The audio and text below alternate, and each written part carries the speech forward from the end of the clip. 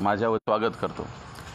खरं पाहिलं तर आता राजकीय रणधुमाळी सुरू झालेली आहे आणि या सगळ्या राजकीय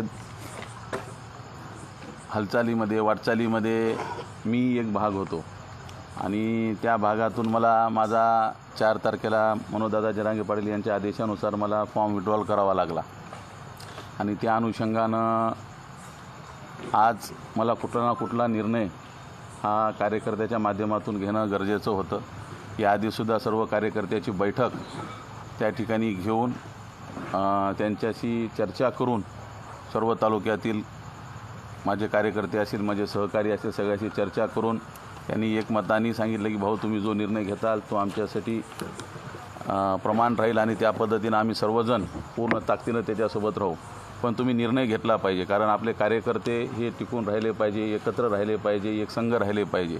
जर आपण भूमिका कुठली घेतली नाही तर सगळीकडे कार्यकर्ते कुठल्या ना कुठल्या ठिकाणी निघून जातील। त्याच्यापेक्षा आपण एक भूमिका घेतली तर ते कार्यकर्ते एकत्र राहतील।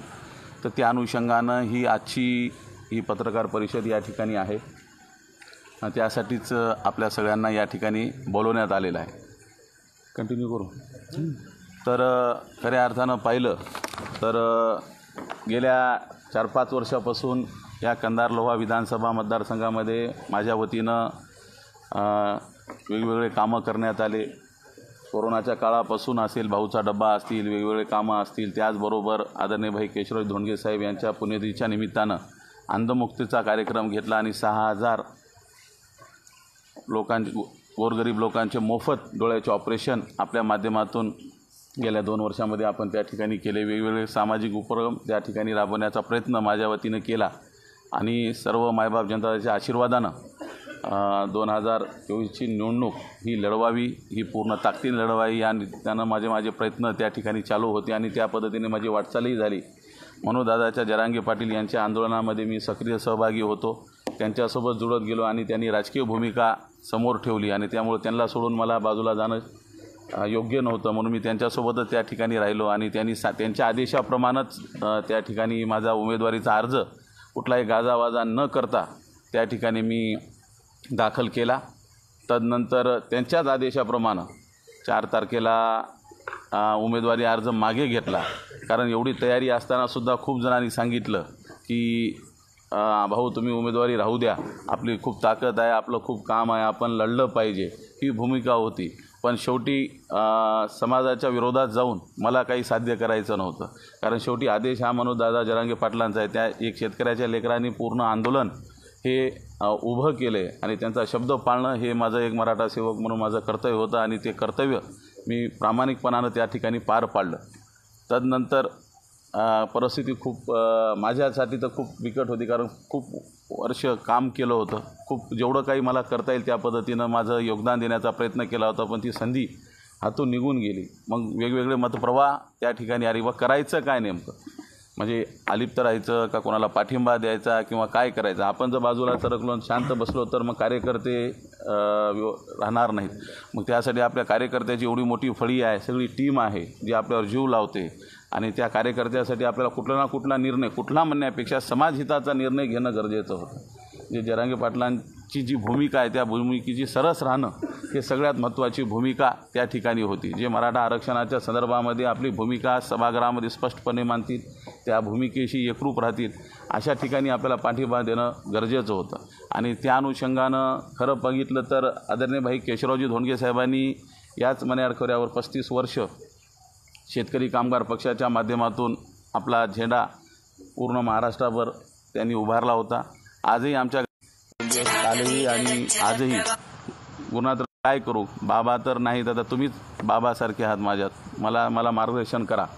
तर त्यांनी स्पष्ट शब्दात सांगितलं की केशवराव शेका पक्षाचे, मी शेका पक्षाचा, आपल्या घरावर शेका पक्षाचा झेंडा आहे, तर आपण शेका पक्षाच्या अशा बाईंना त्यांना आपण पाठिंबा द्यावा अशी माझी तुला सूचना आहे असेल की त्यांनी ज्या काही संदर्भात असेल त्या पद्धतीची माझी चर्चा आदरणीय ताईसोबत झाली आणि येणाऱ्या आपल्या भवितव्याच्या जिल्हा परिषद असेल, नगरपालिका असेल, पंचायत समिती असेल, या सगळ्या गोष्टीची सकारात्मक चर्चा करून शेतकरी कामगार पक्षाचे आपले अधिकृत उमेदवार सौ आशाताई श्यामसुंदरजी त्याची साथ देणं, प्रामाणिक त्यांच्यासोबत राहणं आणि त्यांना निवडून आणण्याच्या संदर्भामध्ये आमची प्रयत्नाची पराकाष्ठा करून जे काय आमच्यानं शक्य होईल ते करण्याचा प्रयत्न करणं हीच आमची भूमिका राहणार आहे। आणि सौ आशाबाई श्यामसुंदरजी शिंदे यांची निशाणी शिट्टी आहे, त्याच शिट्टीवर मोठ्या प्रमाणामध्ये मतदान करून घेण्याच्या संदर्भामध्ये निश्चित आम्ही त्या ठिकाणी प्रयत्न करणार आहोत। आणि त्या अनुषंगानेच ही पत्रकार परिषद आमच्या सर्वांच्या वतीनं आदरणीय आशाताईंना आम्ही पाठिंबा या ठिकाणी जाहीर करतो, आम्ही सर्व सहकार्याच्या वतीनं। आणि त्या सहकार्याचे नावं मी या ठिकाणी आपल्याला सांगू इच्छितो। आमच्यासोबत मन्नानभाई चौधरी माजी उपनगराध्यक्ष नगरपालिका कंधार, मोहम्मद जफरुद्दीन खान माजी उपनगराध्यक्ष नगरपालिका कंधार, दगडू भाऊ सोनकांबळे माजी नगराध्यक्ष नगरपालिका कंधार, रब्बानी भाई चाऊस माजी नगरसेवक नगरपालिका कंधार, रामजी बनसोडे साहेब माजी नगरसेवक नगरपालिका कंधार, अरुणजी पोद्दार साहेब माजी नगरसेवक नगरपालिका कंधार, महमूद पठाणजी जनता दल सेक्युलरचे जिल्हाध्यक्ष, राजू भाऊ सोनकांबळे सामाजिक कार्यकर्ते, सुरेश सिंग लाला काँग्रेस कार्यकर्ते, त्याचबरोबर अहमद चौधरी साहेब युवा नेते, त्याचबरोबर सरफोदीन आजमोदीन माजी नगरसेवक लोहा, एजाज पटेल जी सामाजिक कार्यकर्ते, शेख जावेद सामाजिक कार्यकर्ते, बालाजी किल्लारे जी माजी नगरसेवक लोहा, बबनजी निर्मलेजी माजी नगरसेवक लोहा आणि पांडुरंगजी दाडेलजी अण्णाभाऊ साठे पुतळा कृती समिती अध्यक्ष लोहा, असे एवढ्यांनी आज पत्रकार परिषदेमध्ये एकत्र येऊन सगळ्यांनी आशाबाईंना या ठिकाणी आम्ही पाठिंबा या ठिकाणी दर्शवलेला आहे। आणि आम्ही सर्वांनी त्यांना मोठ्या मताधिक्यानं या कंधार लोहा विधानसभा मतदारसंघामध्ये निवडून आणण्यासाठी निश्चित प्रयत्न करू, एवढं मी या ठिकाणी सांगतो। आणि खऱ्या अर्थानं पुन्हा एकदा आपल्या सगळ्याचं मनोपूर्वक या ठिकाणी आभार मानून माझे 2 शब्द संपवतो। जय क्रांती।